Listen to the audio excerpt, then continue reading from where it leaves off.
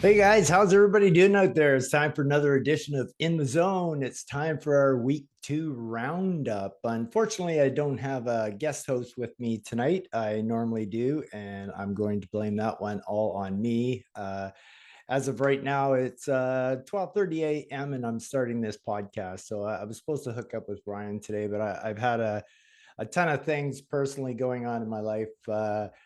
That I've had to take care of. I know I'm slow on text messages and everything, and for that I do apologize. However, so I'm going to put out a little edition here of In the Zone by myself here and recap how we've been doing in the first 2 weeks. I don't normally don't do in the zone after the first week because there's nothing really to talk about. It's just finding things out, and it's still even tough in the first week or second week to even figure out what people are up to and what they're doing and how good of a team they've got in that. Because I'll be honest with you, I've had some surprise results here from what I took a look at the teams at the start before even game one, and some teams are performing way better than I thought they were going to, and it's tight. It's tight. It's like everybody's points, and it's this could be one of those years where we have no idea who's going to win the cup because it looks like there could be a possibly a lot of contenders, and it's still not over yet because we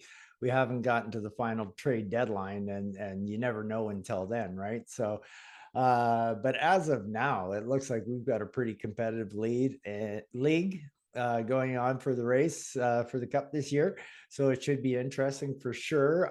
We definitely have a couple of tankers already, and I think we may have three. I could be wrong. There could be more. There could be just quietly in the breeze. Like I'm looking at you, Keith Salter. I think you're a tanker too as well, and I don't have you in as one of those two or three. So it should be an interesting season all around. So why don't we get into it? We'll head into the Bossy division first, which is my division. And in first place in the Bossy division is none other than myself. The defending champs are on top of the Bossy division.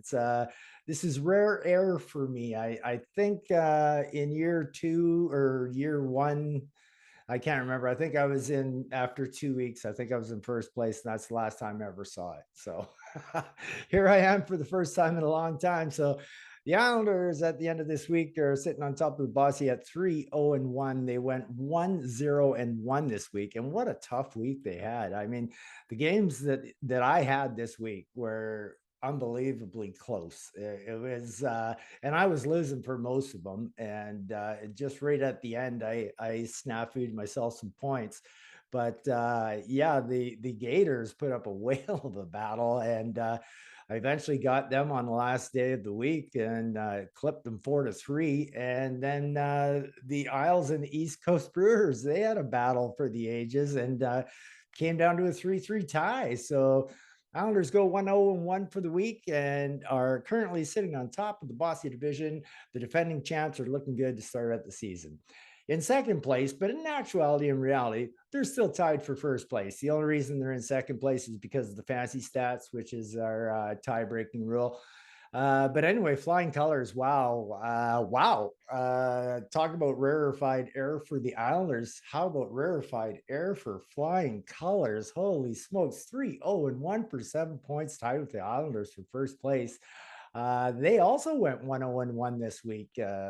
And the Colors beat, a quality opponent in the Lakers. They beat them 5-2. So that in itself was super impressive, Garo. This is amazing. This is your best start to a season ever by a long shot. And then Garrow did the same thing that I did with Dono and sawed him off at a 3-3 tie. So basically, Dono had a pretty tough schedule for the week. He had Flying Colors and the Islanders, and he basically played the two first place teams and got two ties out of it. Not bad. You can't. I mean, that means you're competitive with both teams and you're tied in both. So, I mean, tough schedule for you this week, but look at it this way. Those two teams are out of the way for you now for a while. So, Donald looking really good. So for the week, he goes 0-0-2. But for the season, he's still undefeated at 2-0-2 for 6 points. He was leading the Bossy division after the first week. So he's settled into third place right now, but still undefeated and a long season. And Garrow is looking good. And he made that trade. I think it was Garrow, or no, not Garrow. I mean, Dono acquired Goodrow from Keith there. So that was a big trade for sure. Coming in fourth place, and I'm pretty surprised by this, is the Harrison Lakers at 2-2 for 4 points. I had the Lakers in, from what I looked at going into the season, I had the Lakers as the favorite to win the cup. So I'm pretty surprised that they're at 2-2-0 for 4 points right now, going 1-1 for the week. And we already talked about their loss to the Flying Colors, 5-2. So I don't think the Lakers are used to losing to Flying Colors, but I don't think anybody is. Garrow, uber impressed, Garrow, uber impressed.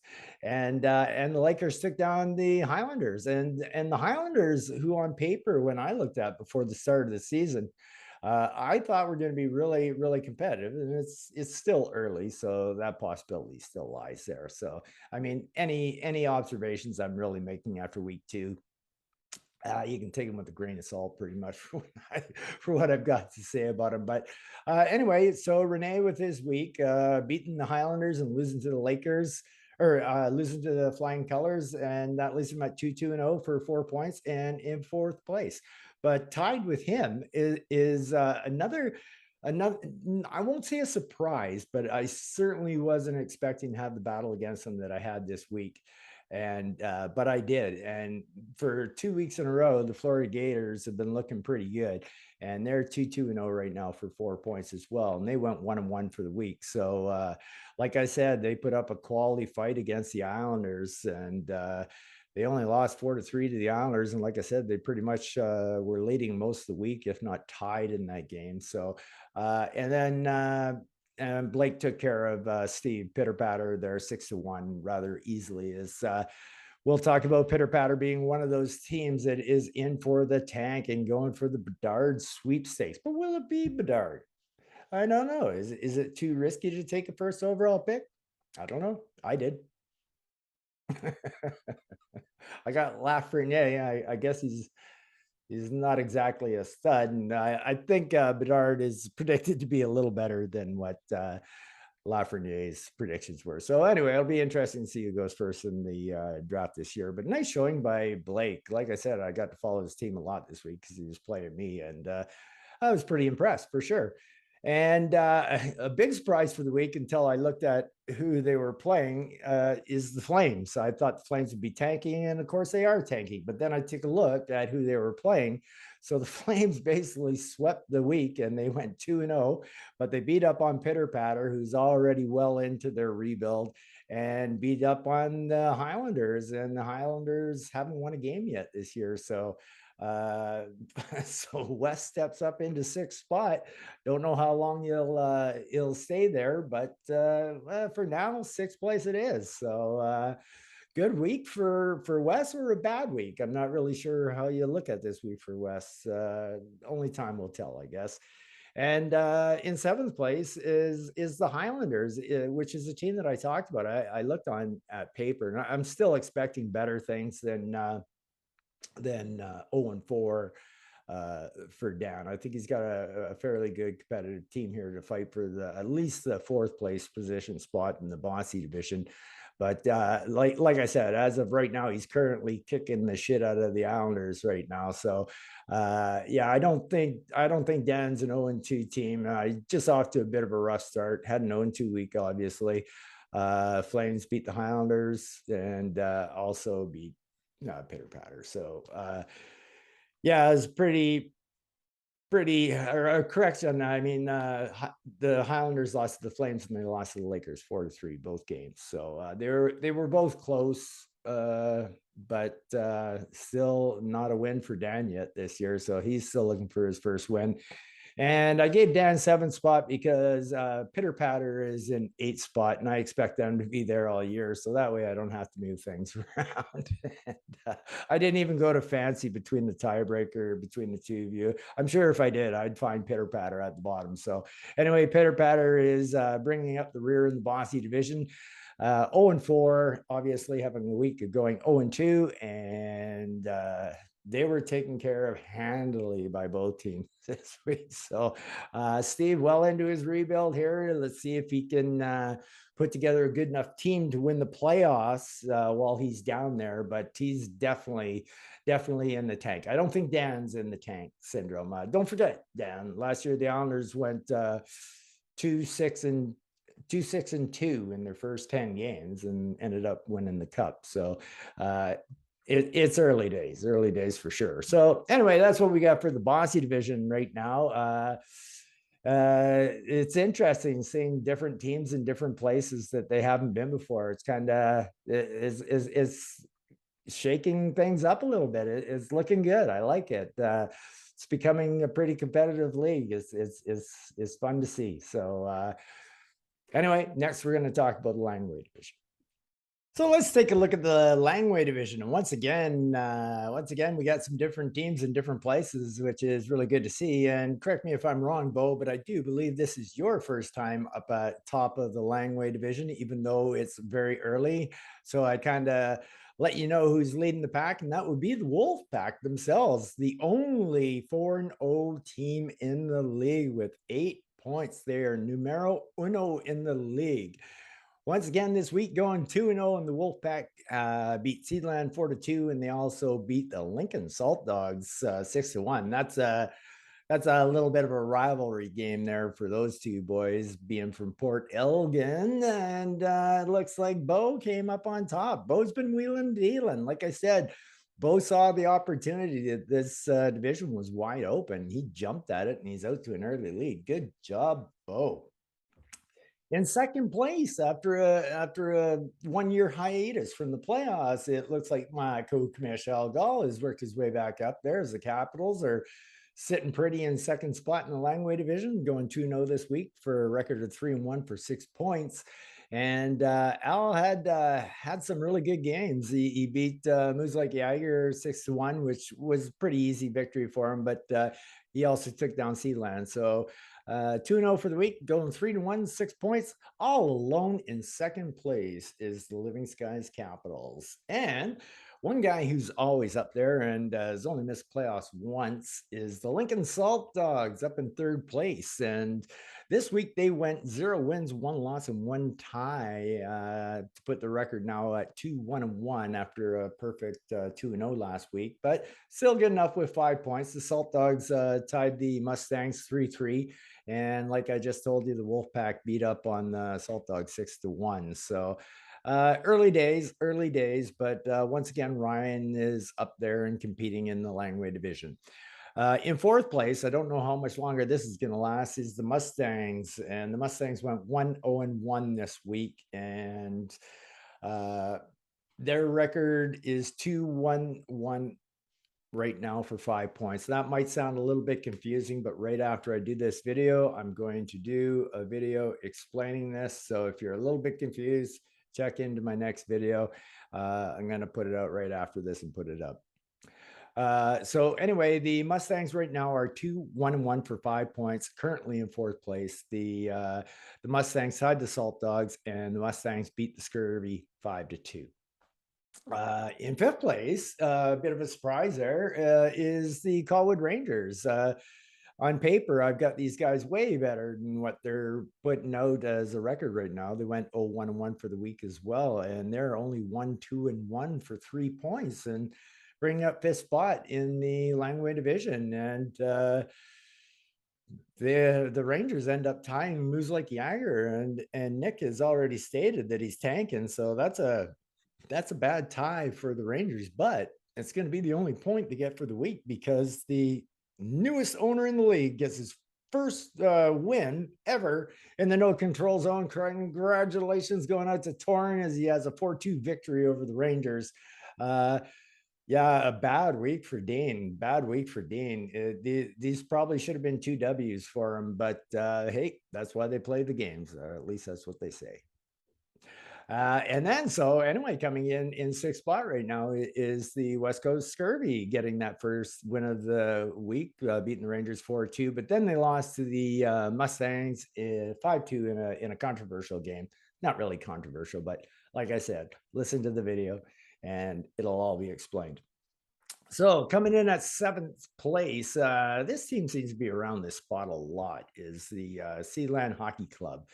I don't know if they're rebuilding or going for it this year, but they had a tough week at 0-2, but they played tough competition. They played the Wolfpack and lost 4-2, and they also played the Living Skies Capitals and lost that game 5-2. So tough competition for Sealand and Chris this week. So like I said, early days. He may work his way up the ladder rather easily. Like I said, this division to me is just absolutely wide open to anybody who wants to jump up there, make a move or two, and and you're going to be competing. Uh, and so bringing up the rear in the Langway division is Nick with Moves Like Jagger. Nick had a week of 0-1-1, and he doesn't like that because he already stated that he was going to keep that first overall spot for the entire year, and he's already bumped out of it by 2 spots. He's now third worst team in the league at 0-3-1 for 1 point. Moves Like Jagger tied the Rangers. It was a surprise to Nick. It was a surprise to me. It was probably a surprise to Dean too. A surprise to all of us. 3-3 for the Moves Like Jagger and Rangers. And then the Caps manhandled Moves Like Jagger 6-1. So there you have it for the Langway division. So in first place, we've got the Wolfpack, followed by the Capitals and the Salt Dogs, and then the Mustangs.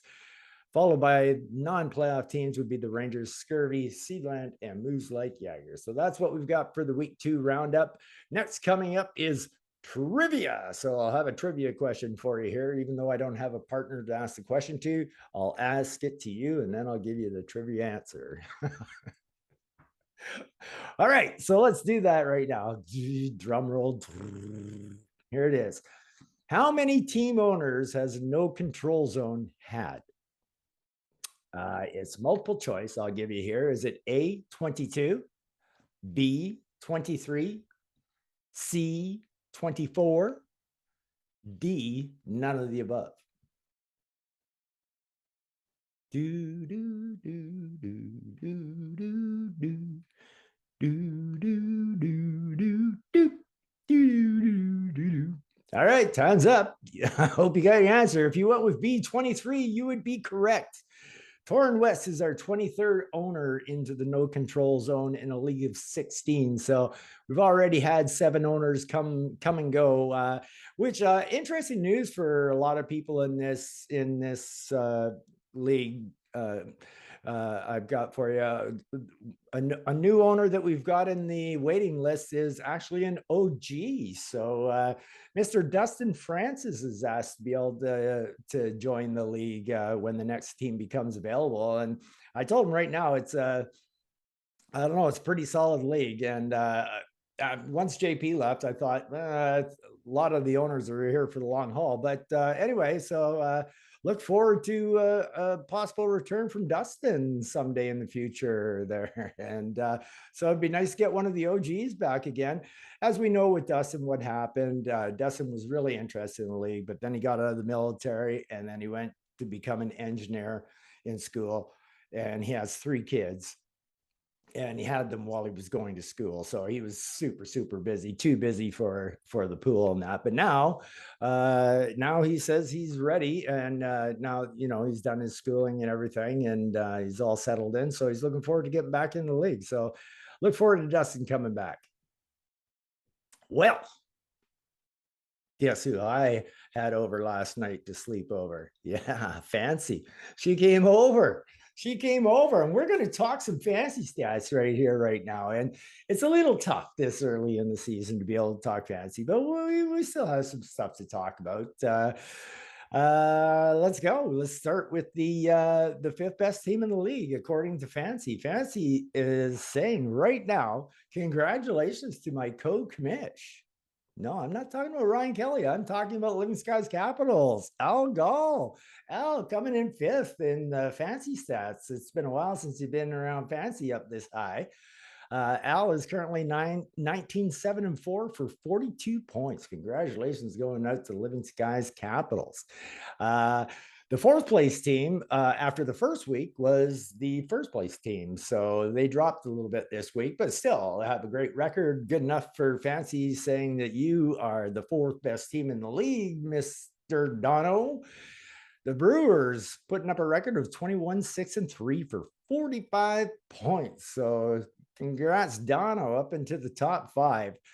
And third in Fancy, we've never seen this team here ever before. This is the most rarefied air for this team.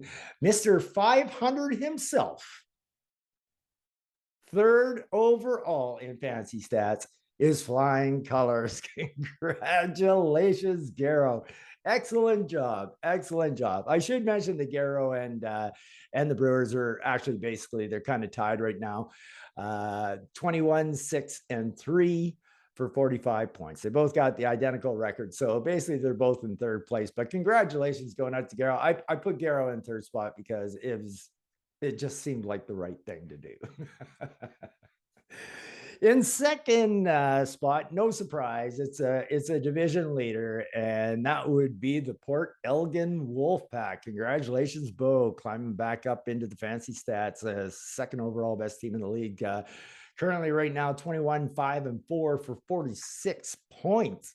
And once again, talking about rarefied air, our Fancy's prediction for the Cup this year is the defending champs, the Courtney Islanders, coming in first in the Fancy stats at 24-4-2 for 50 points. And this is rarefied air for me as well, Garrow. I've never been this high in Fancy stats. I've been here a few times, 4 or 5 times, I think, over the years, but yeah, nothing like this. So the defending champs are ready to take on all comers. No, it's still early. We got injuries to come. We got trades to come. We got so much to happen, but it's just so good to get the season underway again. And so anyway, after taking care of Fancy stats, we would then definitely have to go to, are you a pretender or are you a contender? I love this category. It's too early to have anybody in this category right now. So we don't have any pretenders or any contenders right now. So that usually takes a couple of weeks to get in there to have somebody who's so out of place in the standings and doesn't deserve to be where they are, but it's coming. So as of right now, I didn't have the heart. The only one that I could have possibly said maybe being a contender was possibly, and not trying to pick on you here, Wes, but I would say the Flames record of 2-2 might be a little skewed since the two teams he played are 0-4. So that might be the only one, but it's not. You know, he beat 2 teams, so that's the way it works at the start of the season. So no pretenders, no contenders for this week. So we'll get to that a little bit later. So that brings us to our last thing, which would be the games of the week. What do we got for games of the week? Well, we've got the 3-0-1. I completely did this wrong. I thought the Islanders were playing Flying Colors this week. I guess they're not playing Flying Colors, because I know they're not. They're playing. So scrap that. It's not the game of the week for sure. So we're going to have the Capitals at 3-1 and Macaulay Mustangs at 2-1-1.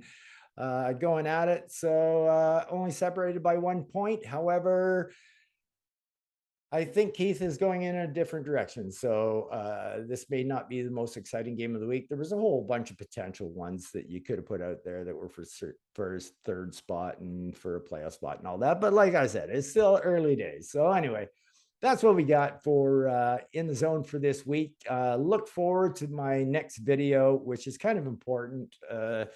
So please tune into it. It'll be short, so it won't take up too much of your time. Okay. So anyway, guys, that's all I got for you for this week of In the Zone with TK. So you guys out there, you guys all take care and peace out.